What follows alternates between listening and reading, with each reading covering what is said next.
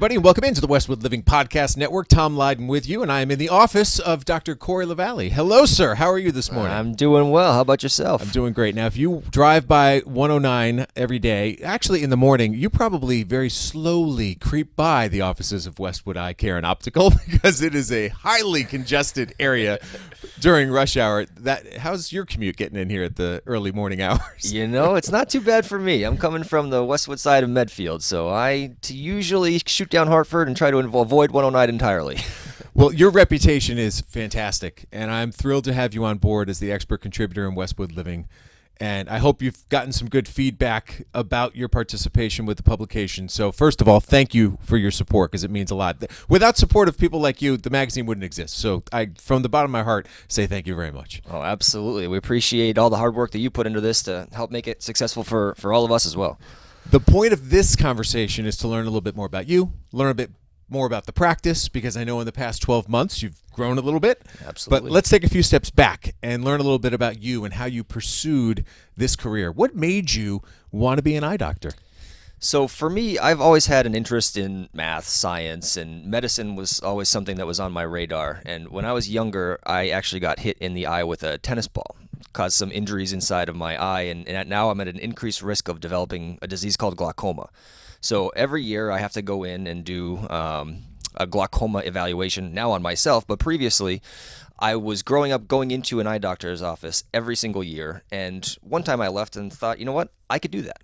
And so from that point when I was in high school through the rest of my education, that was the goal. I knew I wanted to pursue being an eye doctor to do the testing on myself and help others in my situation. So what was the process?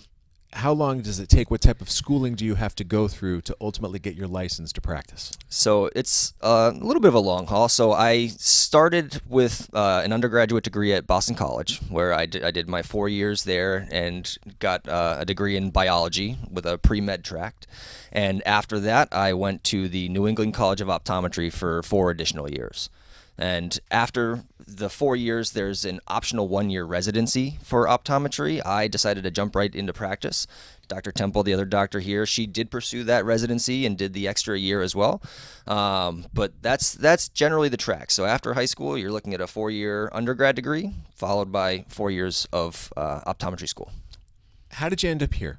This is such a great location in terms of its proximity to the center of town. There's so much traffic. I mean, good and bad at sometimes, but people know you just by driving by and seeing your sign on a regular basis. How did you end up in this building? So for me, I knew I've grown up in Massachusetts. I've lived in Massachusetts my whole life. I knew I wanted to stay here. And so when I was in optometry school, I went to a continuing education meeting for doctors at the time, right before I was about to graduate, and just handed out resumes as I was helping to check patients in, or check the doctors in. And I happened to hand a resume to Dr. Zaka, who's the previous owner here.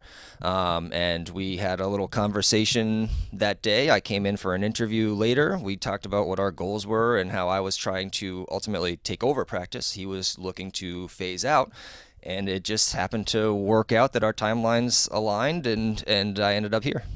And so were you at any point working together with him, or was there a smooth transition where he was making his way out? So I worked for him for 3 years. Got it. We were partners for 2 years after that, and then I purchased the practice outright in 2020.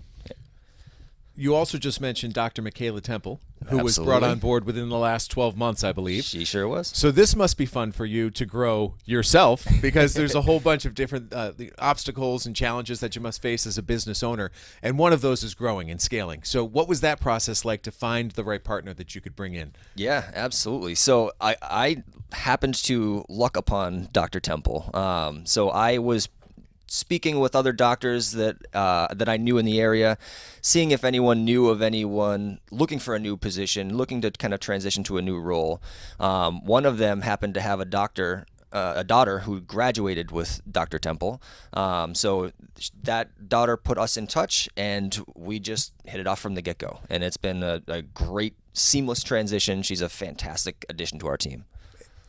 Does that equate to more patients? Does that equate to an easier schedule? What's the biggest benefit of bringing the extra body inside the building? Yeah, honestly, to me, the biggest benefit is now I don't have to do everything. So between trying to manage running the business and staffing and seeing all the patients, now I have, like today is a Friday that we're doing this podcast, I have an admin day today where I don't see patients, but I can get all of my other stuff done.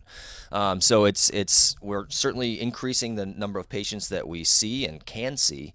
But to me personally, it's nice to be able to have a time where I can dedicate to just focusing on the business aspect of things and take a step back from patient care for a day. Let's step aside from the science for a second, because I think so much of what makes an eye doctor or any doctor successful is the personal touch and just the way you interact with patients. And as a patient who sat in that seat and as somebody who's watched their kids sit in that seat, I find you to be very soothing. When I sit down and I'm getting an examination that you're overseeing, you're in charge, but at the same time, you're explaining everything as you're going along. How did you get that training, and how important is that, do you think, to have that relationship that's a soothing relationship with somebody who clearly doesn't know half, a quarter, a tenth of what you know in this field? Yeah, I mean, to me, that is one of the things that I certainly try to make a point of doing for every exam, because I know people are uneasy. They don't know everything that I know. They don't know what's coming next over the course of the exam. Everyone's always on edge about the dreaded puff test, which we do not do, by the way. So there is no specific training. That's just who I am. That's just my personality kind of coming throughout the exam. You can go to a lot of doctors that are very sterile and stiff, and I try to at least make it, have an exam done, but on a more personal level. To me, it helps me along the way as well to add that personal note where I can get to know the patient better. The better I know the patient, what they're doing, what they use their eyes for, the better I can tailor that exam, tailor those prescriptions to give you the best outcome possible as well. So you and Dr. Michaela are obviously the two doctors, but there's much more that makes this building work. Absolutely. We should give your staff their due. So take a minute here to talk about the rest of the staff, because it really is a very welcoming environment when you walk in. Oh, I appreciate hearing that. Yeah, so we have, when you first walk in, you're going to run into Melissa and Margaret. Margaret's been here for 15 years now. You may have the luck of seeing Caroline here as well. She's pursuing a degree in occupational therapy. But let me interrupt for one second, because Caroline's one of my favorites. Caroline's because fantastic. Caroline loves the magazine. When I drop off the copy of Westwood Living every month, she's legitimately like a kid on Christmas. So Caroline, high on my list. She was very excited to hear you were coming in today. So she's been a great addition to our team. She helps to do some of the pre-testing before the patient gets into the exam chair for us. And so that's who you'll run into at the very front. Then we have Amanda and Jeff. Those are our opticians. So they will help to personalize a pair of glasses for you. They'll help to style the frame for you, help to select the lens that's correct for you, and put it all together. And then on the back end, we have Elaine. And Elaine has been with us now for about 6 months, and she helps to do all of our billing.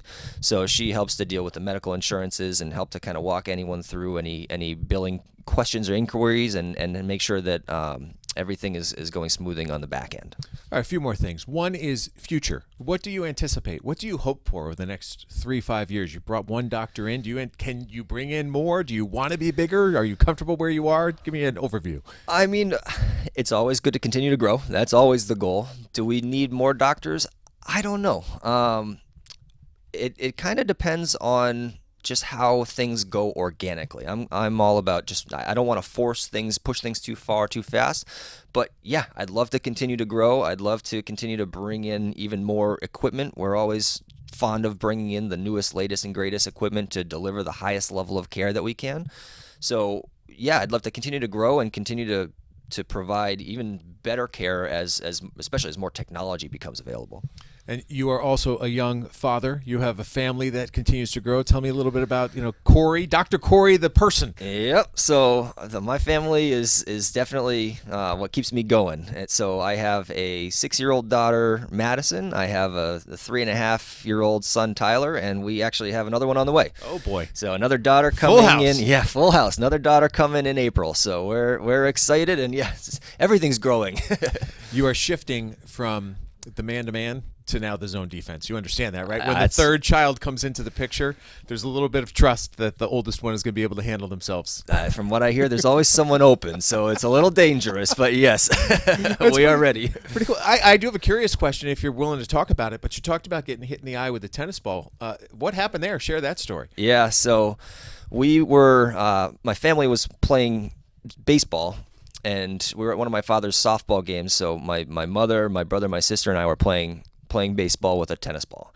My sister was on first base. I was playing shortstop. So I look over to make sure she's not cheating. There's no leading in this game. And as soon as I looked back, I had no time to react. I didn't know a pitch had been thrown. My brother had hit a one-hopper, and it just caught me right in the eye. And how old were you? At that time, I was 8.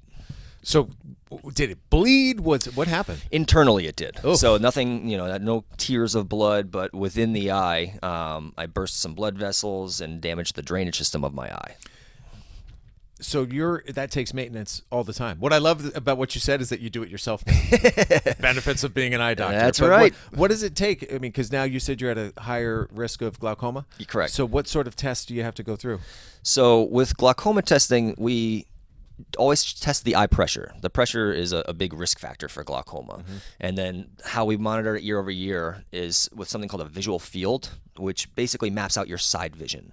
In glaucoma, you slowly lose side vision, but it happens so gradually you don't know it's happening until you've lost a lot of it. Mm-hmm. So this helps us to find some subtle changes and patterns that we can recognize early in the disease process to make sure there is no sign of that loss. Because once we lose that vision, we can't bring it back, but we hope to stabilize things and prevent further loss. So that's one of the big tests. Another is a test that measures the thickness of a certain layer of the tissue in the back of the eye, which with glaucoma thins over time. So we can get a physical measurement saying this is how thick things are now and make sure over time it's not progressively thinning. Well, you're proving why you're our expert contributor in this field. I appreciate that. I'll ask you one more. Just a general eye health question about just advice you would give to a person in terms of what they should be cognizant of every day as it relates to their eyes. Yeah. So one thing is a healthy diet is huge for the eyes, for the whole body in general, keeping up with good cardiovascular health. So you want to make sure you're eating a good healthy diet, get your regular exercise in. That helps the whole body. For eyes specifically, one of the best things to do is just taking frequent breaks from the devices, whether it's the computer, the cell phone, the tablet. Everyone is locked in, staring at things that are up close, and it's not only potentially straining the eyes, but it dries the eyes out as well. We don't blink as often when we're intently looking at something. So taking breaks, we call it the 20-20-20 rule. Every 20 minutes or so, look at something 20 feet away for 20 seconds. That will help to relax the eyes. You'll blink a little bit more naturally, and so it'll help to lubricate the eyes a little bit more as well. Well, so have you seen a degradation of eye health since what I would call the onset of the iPhone, which goes back to like 2009? Yeah, there's definitely been an increase in dryness, dry eyes. Again, going back to patients just aren't blinking. We're not blinking as often.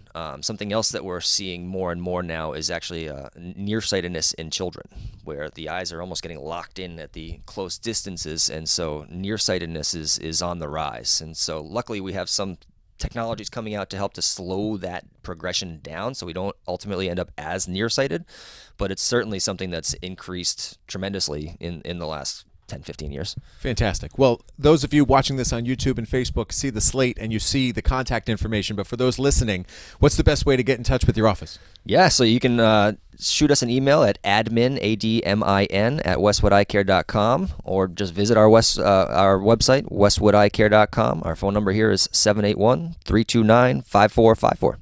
Awesome. That is Dr. Cory Lavallee. Again, appreciate your support of Westwood Living. Absolutely. Always look forward to your expert contributions, and this will be fun to put together a little business profile about you and your business in our December issue.